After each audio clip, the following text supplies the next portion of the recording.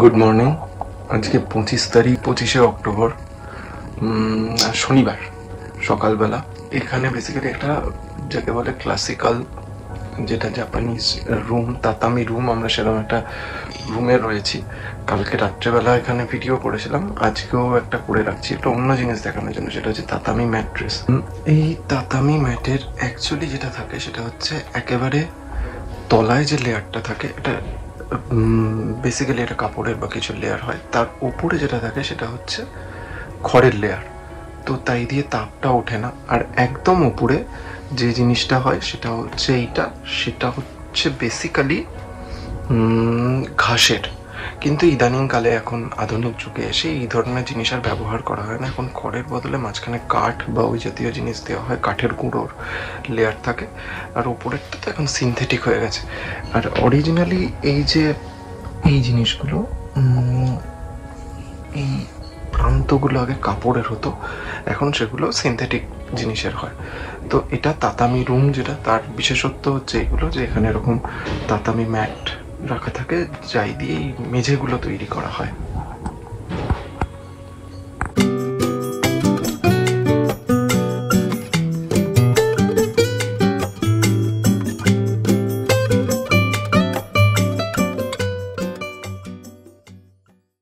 পঁচিশ তারিখ, এখন সকাল 11টা মতো বাজে।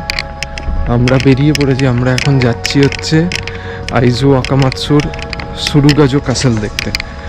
তো সেটা আজকে সকালবেলার ওয়েদার এখানে মেঘলা, কালকের মতো রৌদ্র উজ্জ্বল নয়, এবং বৃষ্টি হয়েছে, বোঝা যাচ্ছে রাস্তাঘাট বেশ ভিজে। তো যাচ্ছি এখান থেকে 1 কিলোমিটার মতো রাস্তা, হেঁটে মিনিট 15 লাগবে সেখানে। এইটা এই জায়গার অন্যতম আকর্ষণ। এখানে যে খুব বেশি কিছু দেখার জায়গা আছে তা নয়, জাস্ট টাউনটা এনজয় করা, শহরটা এনজয় করা, এটাই হচ্ছে প্রধান কাজ। তো যাই হোক, ওই কাসেলটা দেখা উচিত। কাসেলটা বহু পুরনো এবং এডো পিরিয়ডে বানানো একটা কাসেল। তো সেখানে যাওয়া যাক, গিয়ে দেখি কি দেখতে পাই।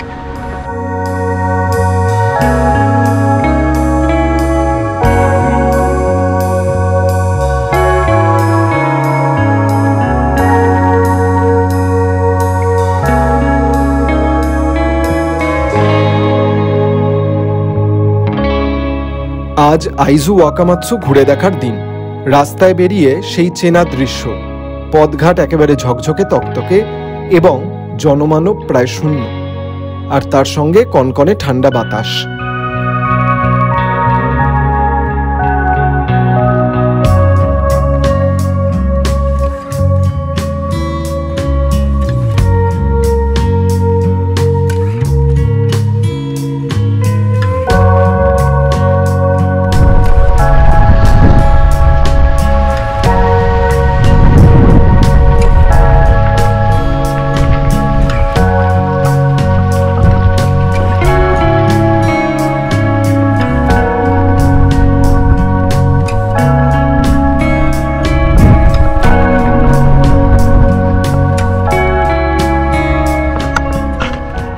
আজ পুরো হেমন্তের হাওয়া, হু হু করে হাওয়া দিচ্ছে। অ্যাকচুয়ালি বেশ ঠান্ডা, রোদ ওঠেনি ফলে আরও ঠান্ডা।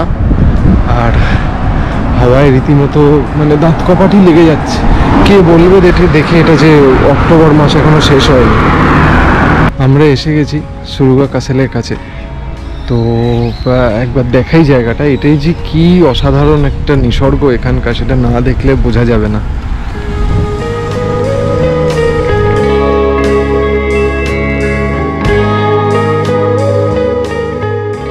ফুকুশিমা প্রিফেকচারের আইজু ওয়াকামাৎসু শহরে অবস্থিত তুরুগা দুর্গ শুধুমাত্র পুরনো একটা কাঠামো নয়, বরং এটা জাপানের ইতিহাসের এক কঠিন সময়ের প্রতীক। বিশাল বিশাল মাছ, তারা মানুষ দেখে ভাবছে বোধহয় খেতে দিতে এসছে, ফলে জলের পাশে এগিয়ে এসে খাবার চাইছে।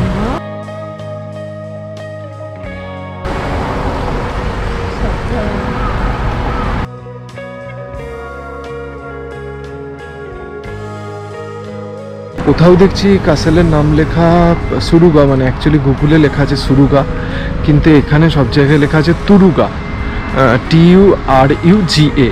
কিন্তু দেখলাম যে গুগলে লেখা আছে TSU, RAGA, তো RUGA। তো এবার কোনটা ঠিক উচ্চারণ বা এর আদৌ উচ্চারণের প্রকারভেদ কি সেই বিষয়ে আমার ধারণা নেই। যাই হোক, তুরুগা বা সুরুগা কাসেল, সেখানে আমরা এখন ঢুকছি। জাস্ট ডান দিকে একটু টার্ন নেব, তাহলেই পৌঁছে যাব। তুরুগা দুর্গটি মূলত আইজু ক্ল্যানের শক্তি কেন্দ্র ছিল। 1868 সালের বসিন যুদ্ধের কারণে এটি বিখ্যাত। তৎকালীন সম্রাটপন্থী বাহিনীকে মাসের পর মাস দুর্গের বাইরে প্রতিহত করে রেখেছিলেন সামুরাই যোদ্ধারা। একে তাই হার না মানা সামুরাই আত্মার প্রতীকও মনে করা হয়। এক শীতের সকালে আমরা হাজির হলাম সেখানে। আরও একটা কথা বলা হয়নি, আজকে খুবই ঠান্ডা, ফলে ফাইনালি টোকিও থেকে কেনা যে গরম জামা সেটা আমাদের কাজে লেগেছে। তো কারণ এতদিনে কলকাতা থেকে আনা গরম জামাতেই আমরা কাজ চালাচ্ছিলাম, এখন আর সেটা সম্ভব নয়, এখানে হাড় কাঁপানো ঠান্ডা। তো আজকে আমরা টোকিও থেকে কেনা গরম জামাই পরে আছি, এখন সেই জামা পরেই ঘুরে বেড়াচ্ছি। ফাইনালি সুরুগা বা তুরুগা কাসেল, তার সামনে আমরা।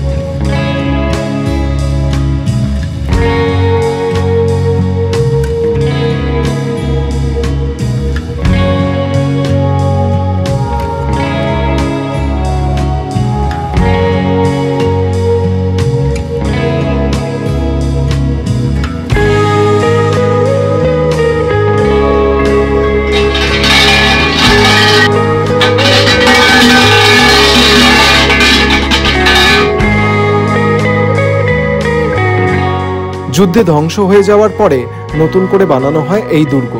এখন দুর্গের যে রূপটি আমরা দেখি তা 1965 সালে নির্মিত। দুর্গটি পুনর্নির্মিত হলেও এর স্থাপত্যশৈলী খুবই আকর্ষণীয়।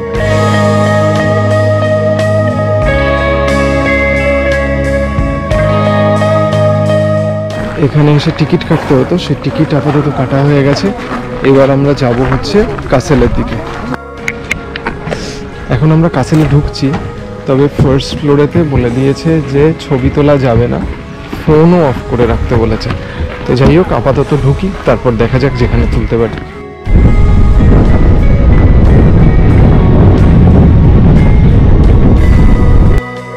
মাঝের ফ্লোরগুলিতে ভিডিও করা গেল না, তার কারণ আলোর অভাব। অবশেষে আমরা হাজির ছাদে। তুরুগা দুর্গ অন্যান্য জাপানি দুর্গের থেকে আলাদা মনে করার প্রধান কারণ হলো এর ছাদের বিশেষত্ব। জাপানের খুব কম দুর্গেই এমন লাল রঙের টাইলসের ছাদ দেখা যায়। এখন আমরা আইজু ওয়াকামাৎসু কাসেলের একেবারে ওপরে, পিছনে পুরো পাহাড়, ওটা শহর দেখা যাচ্ছে।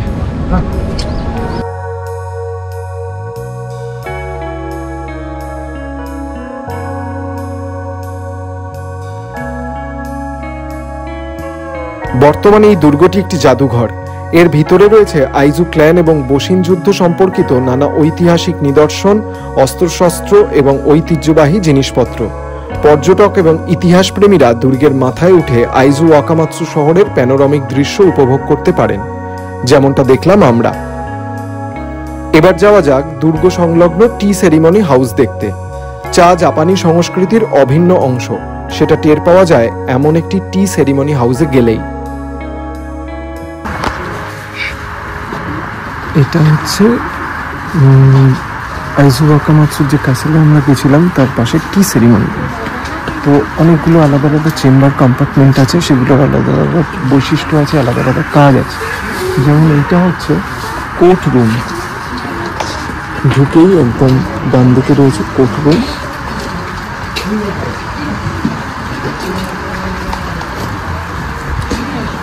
তারপরে আরেকটুখানি এগিয়ে গেলেই ডান দিকে আছে হচ্ছে ওয়েটিং রুম, সেটা হচ্ছে ওইটা। হ্যাঁ, এইটা হচ্ছে দূরে যেটা দেখা যাচ্ছে সেটা হচ্ছে ওয়েটিং রুম।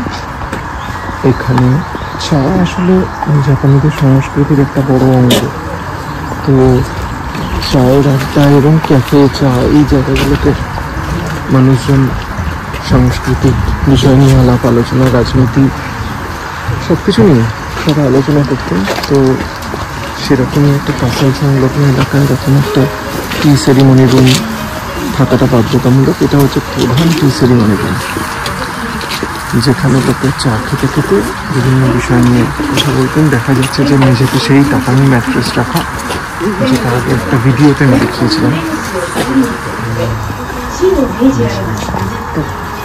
চায়ের সরঞ্জাম।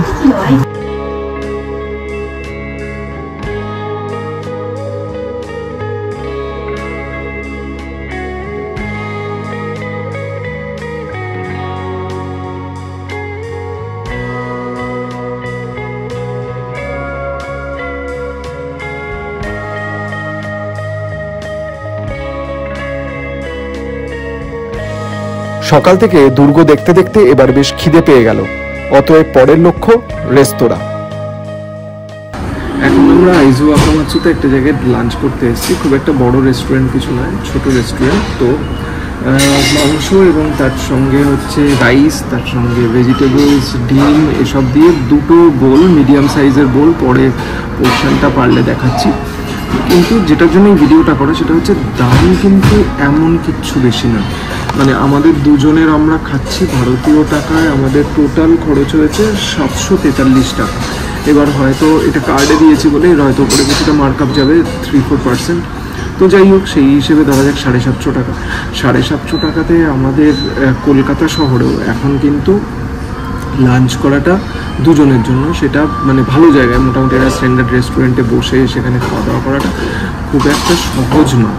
মানে আমরা রোড সাইডে খাবার, যেগুলো অফিস পাড়ায় যে ধরনের জায়গায় লাঞ্চ করে মানুষ, সেখানে হয়তো অনেক কম পয়সাতে আমাদের 100-150 টাকাতে পারের লাঞ্চ হয়ে যেতে পারে। কিন্তু যখন এটা একটা রেস্টুরেন্টে বসে খাচ্ছি তখন সেটা মোটেই ইজি নয়। তো ফলে এটার একটাই কারণে বলা যে অনেকের ধারণা আছে এই দেশটাতে এলে হয়তো প্রচুর টাকা খরচ হবে বা সেরকম কিছু। বিষয়টা কিন্তু সেরকম নয়। যদি প্ল্যান করে আসা যায় আর একটু হাতে সময় থাকে যদি, এবং যদি খোঁজা যায়, তাহলে কিন্তু বাজেটটা অনেকটাই কমিয়ে ফেলা যাবে। তো খরচও সেই হিসেবে কমানো যাবে। ঠিক আছে, খাবারটা আসুক, তারপরে খাবারটা দেখানোর চেষ্টা করছি। দেখুন, মানে খাবার এসে গেছে, কি পরিমাণে খাবার রয়েছে এখানে। এবার আমরা খাবো। এই খাবারটা আমরা পেয়েছি ভারতীয় টাকায় মাত্র 750 টাকা দিয়ে। সেই জন্য বললাম যে এখানে খাবারের দাম কিন্তু রীতিমতো কম, মানে কম নয়, স্ট্যান্ডার্ড। আমাদের তুলনায় যে খুব বেশি এরকমটাও নয়।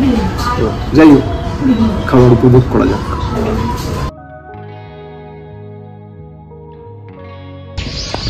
এখন আমরা আইজু ওয়াকামাৎসুর একদম পাড়ার ভেতর দিয়ে যাচ্ছি। চারপাশে প্রায় কোনো লোকজনই নেই। পাড়া মানে প্রপার পাড়া,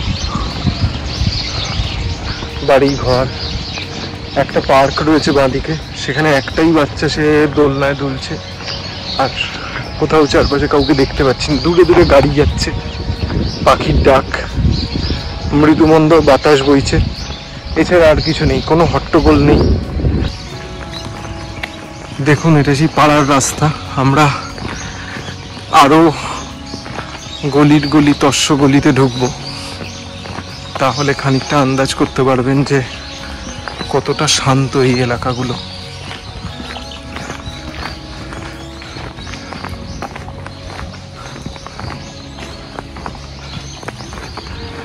চারপাশের বাড়িঘর, গাছে ফল ধরে আছে, খুব সম্ভবত পিচ।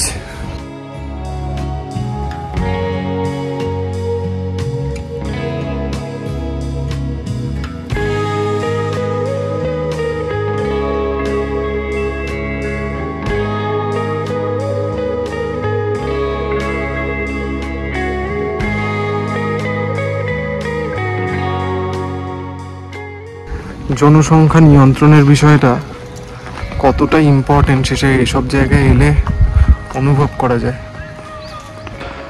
অথচ মনে রাখা দরকার যে এটা কিন্তু একটা বড় শহর।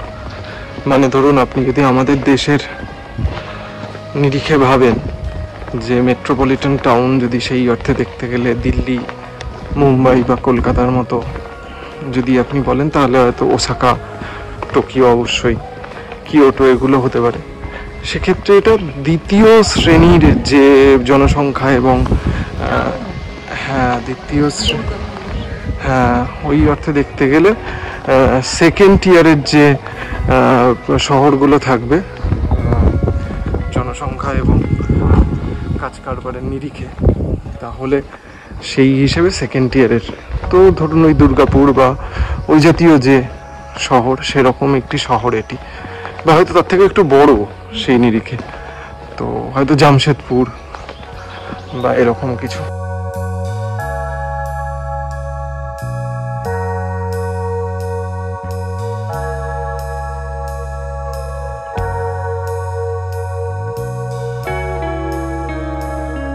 হোটেলে ফেরার পথে অন্যরকম অভিজ্ঞতা হলো, সেটা দিয়ে এই ভিডিও শেষ করব।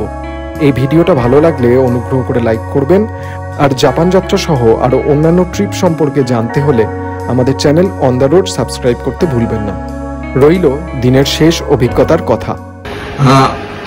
দুপুরবেলা এক জায়গায় আমরা খেতে গেছিলাম, সেখানে তখন বলেছিলাম যে এই জায়গাটা খাবার দাবারের নিরিখে মোটেই একদম দামি নয়, কিন্তু বা সবকিছু মানে যা আছে বাকি সবকিছু মিলিয়ে এই জায়গাটা খুব একটা দামি নয়। কিন্তু এখন অ্যাকচুয়ালি তার উল্টো কথা বলবো, অ্যাকচুয়ালি জায়গাটা খুব দামি। কারণ মানে একটা জায়গার দাম নির্ধারিত হয় সেখানকার মানুষদের দিয়ে। তো আজকে আমাদের দুটো অভিজ্ঞতা হয়েছে। প্রথম অভিজ্ঞতাটা দুপুরবেলা আমরা একটা ওই সুভেনির শপে গিয়েছিলাম, সেখানে দুজন বয়স্ক ভদ্রমহিলার সঙ্গে দেখা হলো। তারা হাতে পেইন্টিং করেন। তো আমরা তাদের দোকান থেকে বিশেষ কিছু কিনিনি, যা কিনেছি ওই ভারতীয় টাকায় হয়তো 50-100 টাকার জিনিস হবে। কিন্তু যেটা দেখলাম সেটা হচ্ছে যে মানে যখন তারা জানতে পারলেন যে আমরা ভারত থেকে আসছি, কি প্রচন্ড শ্রদ্ধা অন্য একটা দেশের প্রতি। এবং তারপর তারা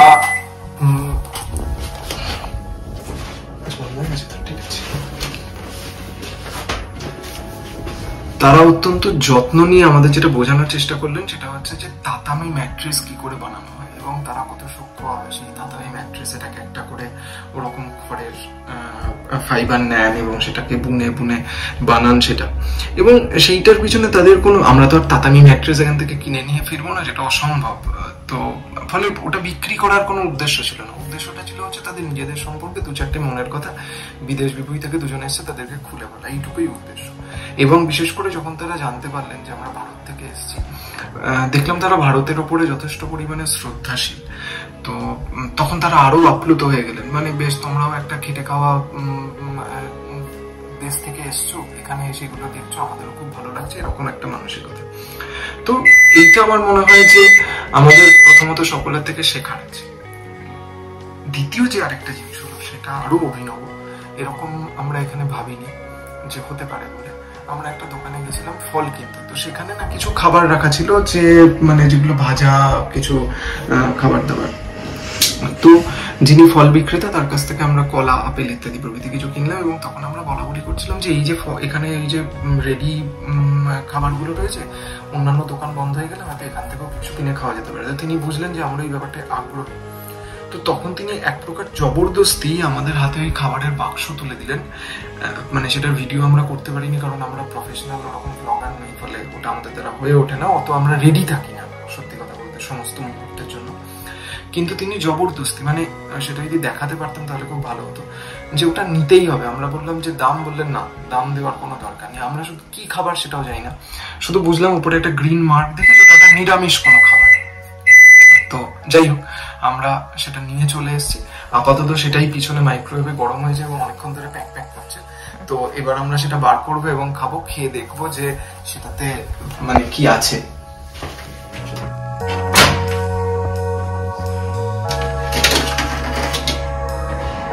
এই সেই খাবার।